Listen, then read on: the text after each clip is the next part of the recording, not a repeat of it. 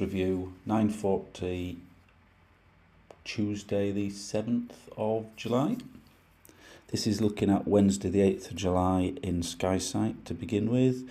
We're set at 11 o'clock. Let's just step through the day, expecting this to be a good day. You can see the stars are building. This is 4:30 and right through 5:30, 6 o'clock you've got some 4-star air, which is very good. Looking at the early surface winds just to see where we might be launching from, so they look to be roughly west to begin with. And now we're looking, come back to 11 o'clock and looking at the winds at 3,000 feet to determine whether we can achieve a triangle or it would be downwind. There is some wind about, but I think a triangle is possible, but equally a downwinder might be on the cards as well.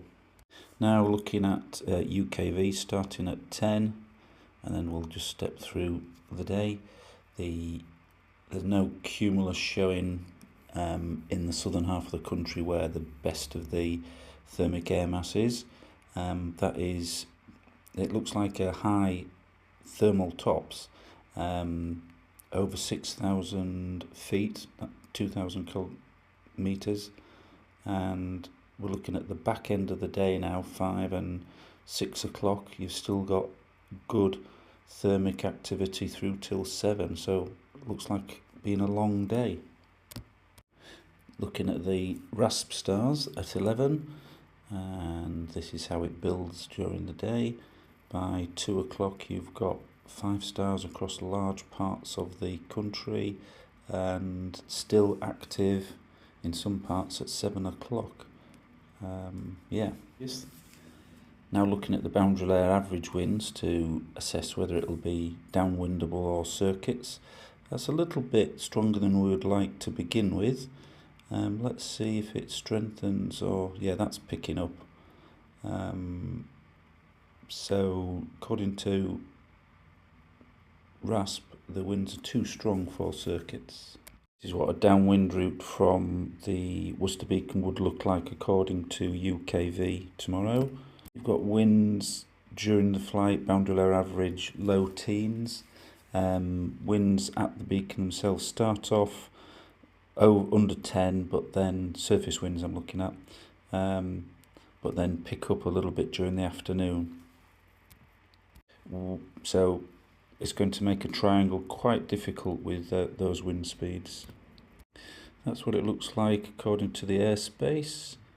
There'll be a little bit of navigation to stay south of Wellersbourne ATZ, and probably south of the 4,500 foot Daventry, and then you'd need to be crosswinding north to stay out of the London TMAs.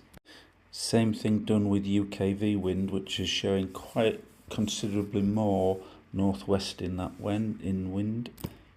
And that is the summary of the winds. The boundary layer average looks light, less than 10 kilometres throughout the flight, and light at the surface. So the summary is, according to UKV, we should be able to do triangles at the beacon, and according to GFS, it would be downwinds. That's what a SkySight route forecast might look like. 4,000 feet thermal tops to begin with, and then increasing during the day. As you get into Cambridgeshire, it's up to 7,000 feet. Then there seems to be something going on. Wonder if that's sea breeze pushed in. No, it's a bit too far for the sea breeze, but there's something going on towards the end of the flight. And this is the SkySight route forecast for a triangle, starting at the Worcester Beacon. Again, start at 4,000 feet thermal tops. Then as you go through the afternoon, it gradually increases. Wow, at the end you're knocking on the door of 8,000, and you could probably continue later than that. One of the other options under consideration is a downwind flight from Sheffield. This is showing the RASP stars at midday, and basically it's 0. It's going to be blue, and it's because of low thermal in height. That is down at just over 2,000 feet. Now at 2 o'clock, and it hasn't really increased, which is why the stars haven't improved much either. And the SkySight route forecast for a downwinder from Bradwell also shows a low thermal in height, but once you get out of the Peak District, you would be up at 6,000 feet. That would be great. So it's getting out of the peaks which is the difficulty.